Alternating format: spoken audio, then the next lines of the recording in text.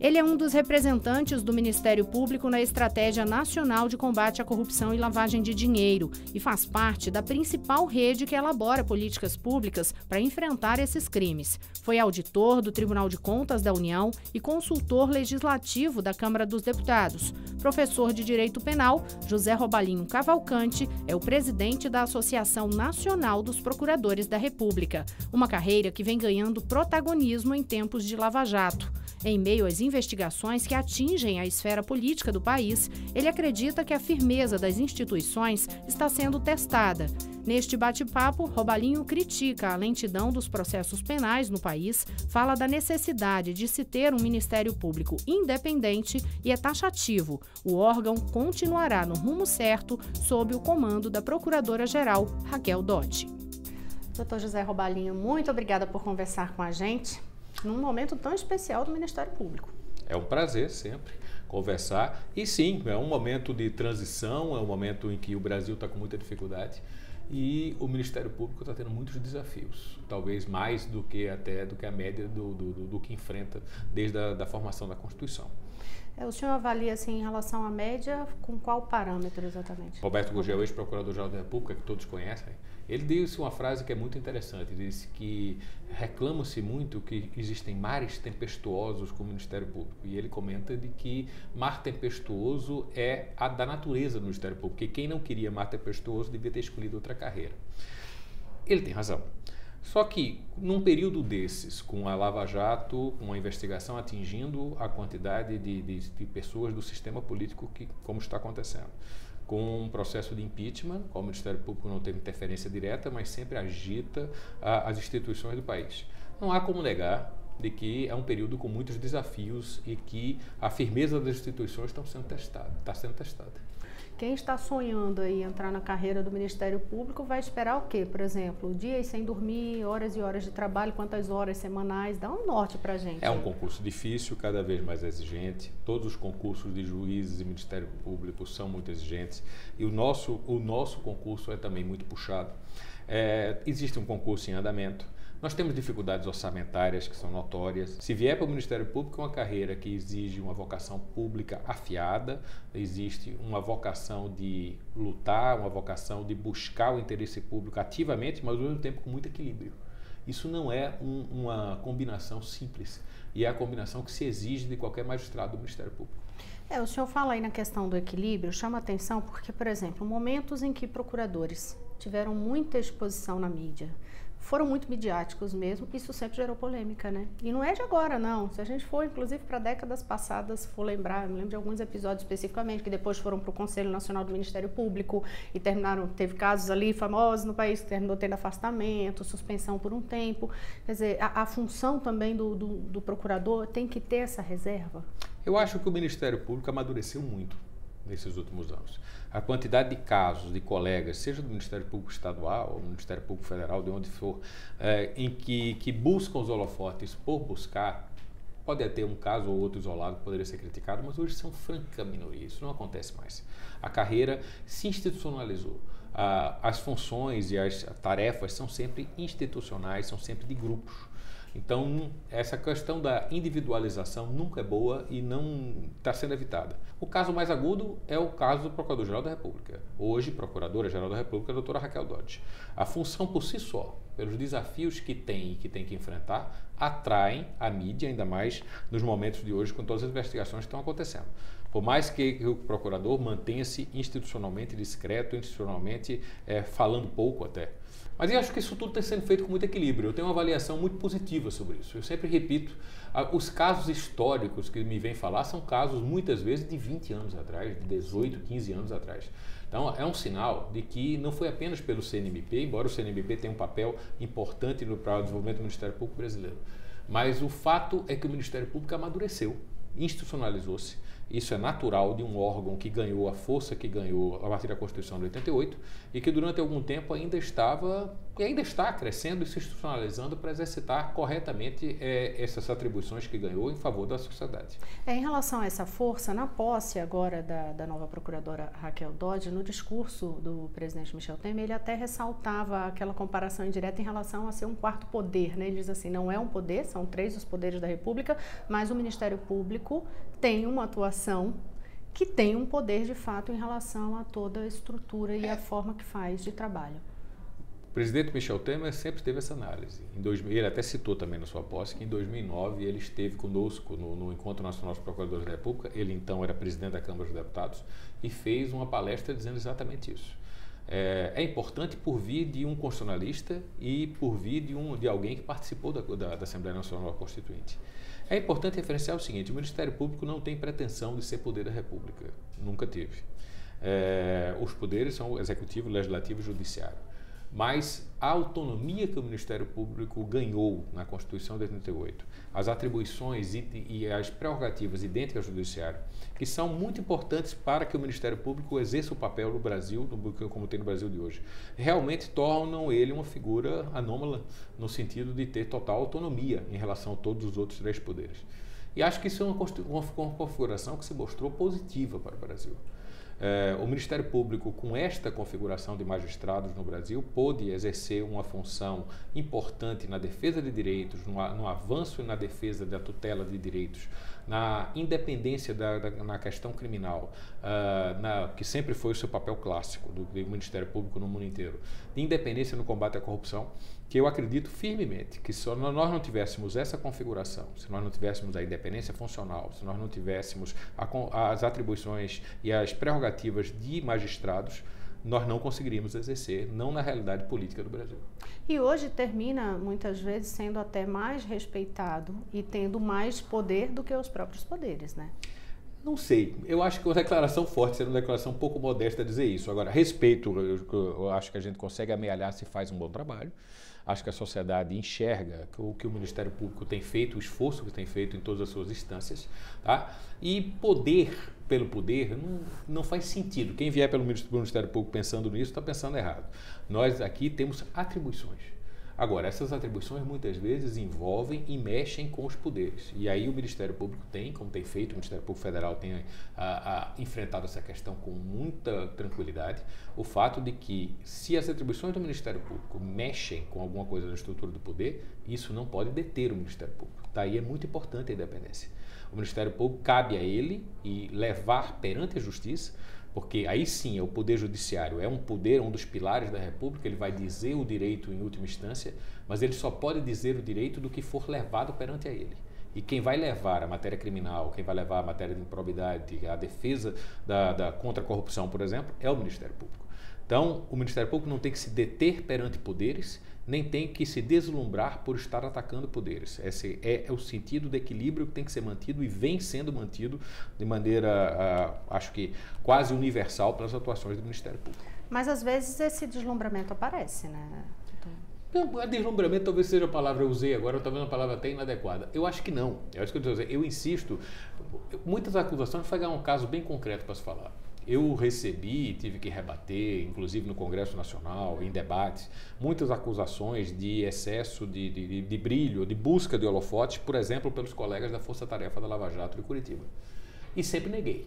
Neguei e continuo negando. Dizer o seguinte, olha, prestem atenção quantas entrevistas aconteceram isoladas de membros da Força Tarefa.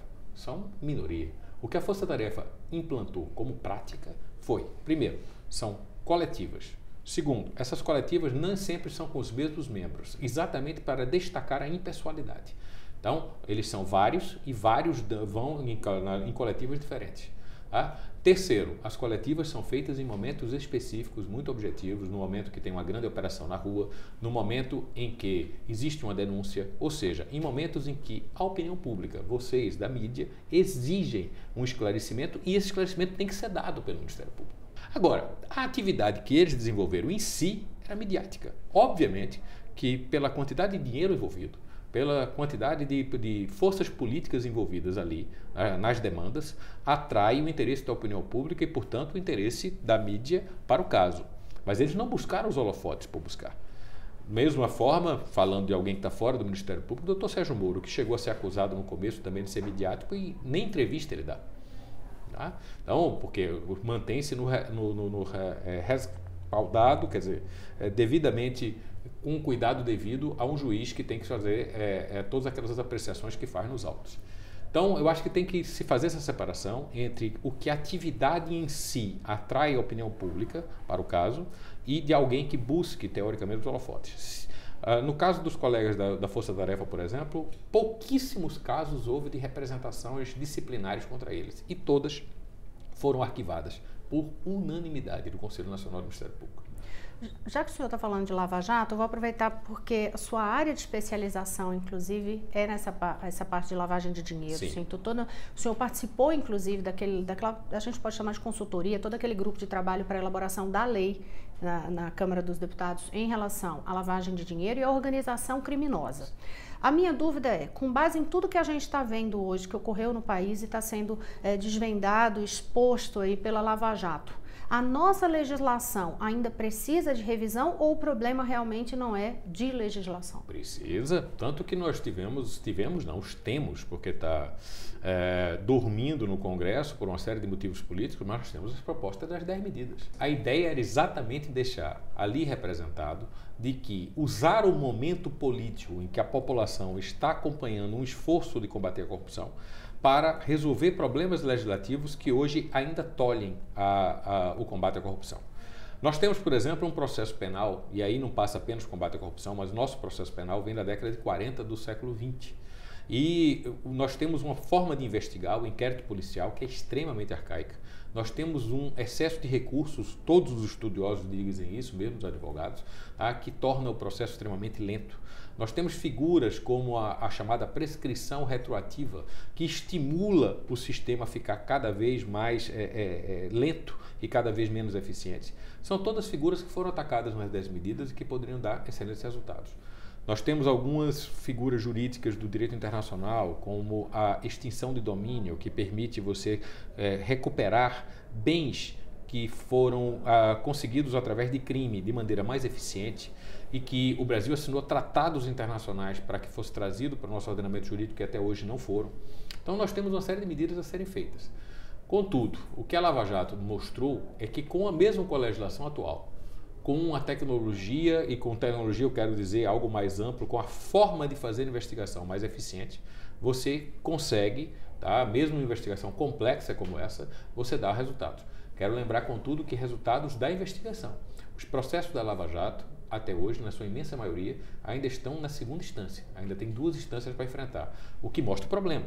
Nós podemos chegar daqui, vocês fazerem a mesma reportagem daqui a 10 anos e mesmo que a Lava Jato, na parte investigativa, já tenha terminado e vocês fazerem uma constatação, que é muito comum com operações anteriores, de que os processos não terminaram ainda.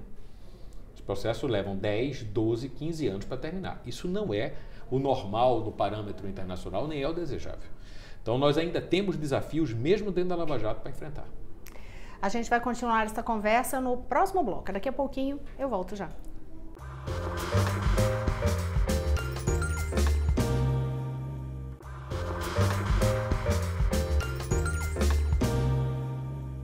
Estamos de volta. Hoje eu converso com o Dr. José Robalinho.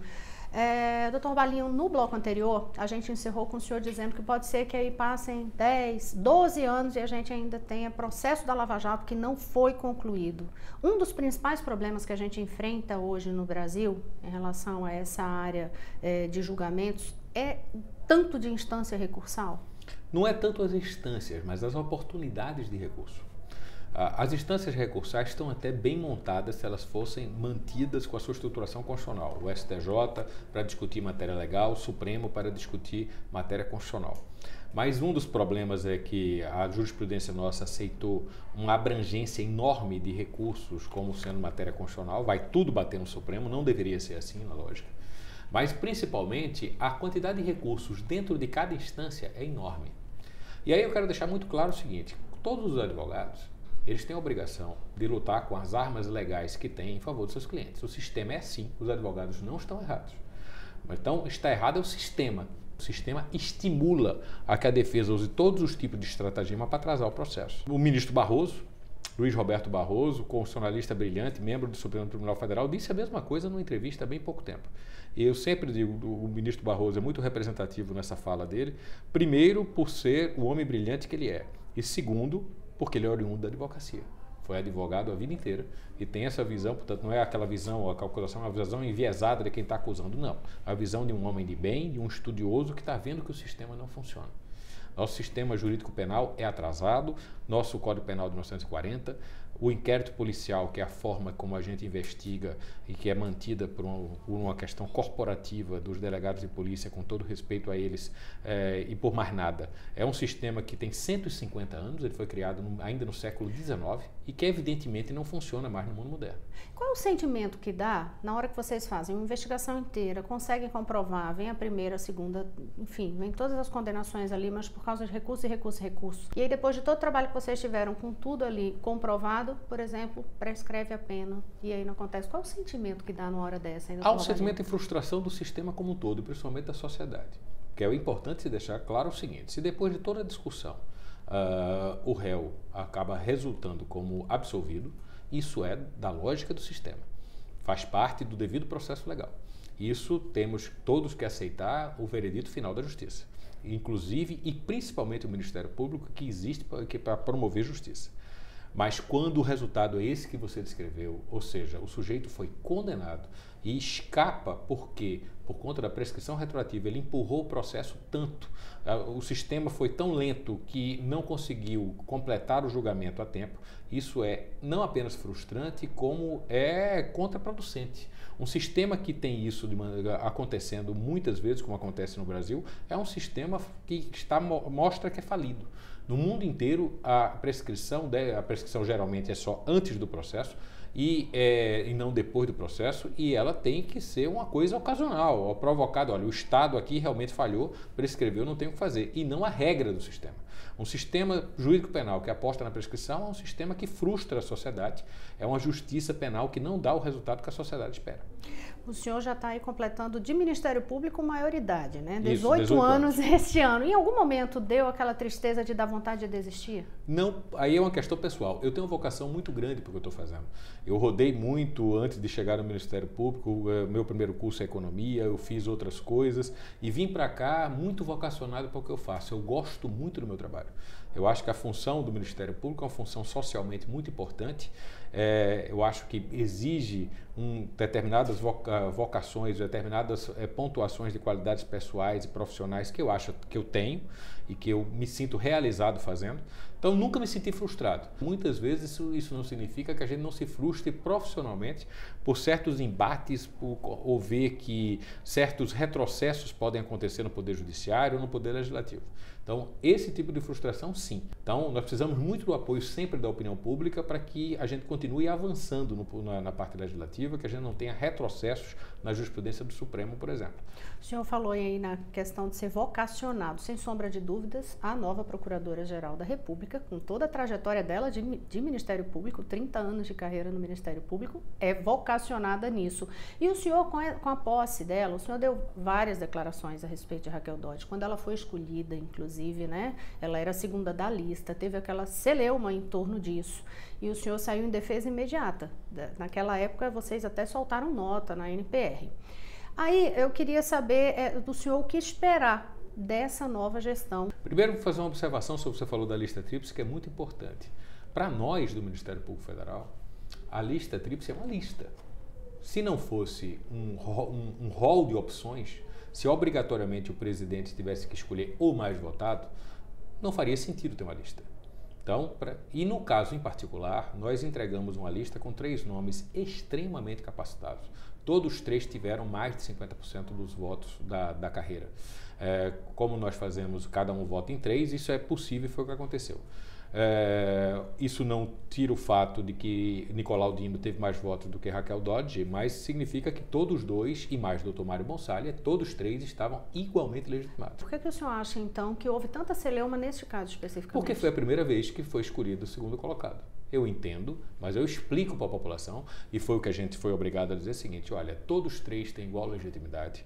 Tá? Isso foi dito depois pelo próprio Nicolau, que ficou em primeiro lugar, por doutor Rodrigo Janot, que notoriamente não defendia a candidatura de Raquel como inicial, e que isso é perfeitamente legítimo, é o que nós sempre defendemos. Raquel tem 30 anos de carreira, nós todos a conhecemos há muito tempo. Conhecemos uma colega que é brilhante, tem uma inteligência lapidar, um dos raciocínios mais límpidos e mais agudos que eu conheci na minha vida. Tem uma capacidade de trabalho enorme, trabalhou nas mais diversas áreas do Ministério Público Federal, então tem uma vivência que é muito importante, que ela agora está usando muito no cargo de Procurador-Geral. Assim como os outros dois membros da lista tríplice, nós tivemos 8 candidatos muito qualificados. Eu estou me concentrando nos membros apenas para concentrar, ou seja, em Mário, em Nicolau e na própria Raquel. Eles se prepararam muito bem também para o cargo. Então, a Raquel conhece profundamente os desafios do Ministério Público Federal e veio com ideias muito próprias para ele. Realmente, eu falei muito da capacidade de trabalho e da coragem de Raquel. Raquel, ela, no curso da sua carreira, exerceu funções muito difíceis dentro do Ministério Público Federal, sempre com muita serenidade técnica e sendo voluntária para elas. Ela foi, salvo engano, a única mulher, por exemplo, ainda no começo dos anos 90, a se candidatar e participar, do final dos anos 90, desculpe, da força-tarefa que atacou, ou que combateu, o Esquadrão da Morte do Coronel Hildebrando Pascoal no Acre. Isso não era uma coisa fácil. Eu trabalhei nesse processo anos depois no júri do Coronel Hildebrando e conheço bastante os autos. Eram pessoas que cometiam atrocidades e que não tinham medo de nada. Então, era uma missão que tinha desafios, inclusive, à própria vida. Depois disso, Raquel exerceu funções na área de direitos humanos, combateu o trabalho escravo. Quando ascendeu a subprocuradora-geral, um dos seus primeiros trabalhos de maior vulto caiu para ela por livre distribuição, foi a chamada Operação Caixa de Pandora, aqui do Distrito Federal, em que, pela primeira vez, um governador do estado foi preso no exercício do cargo.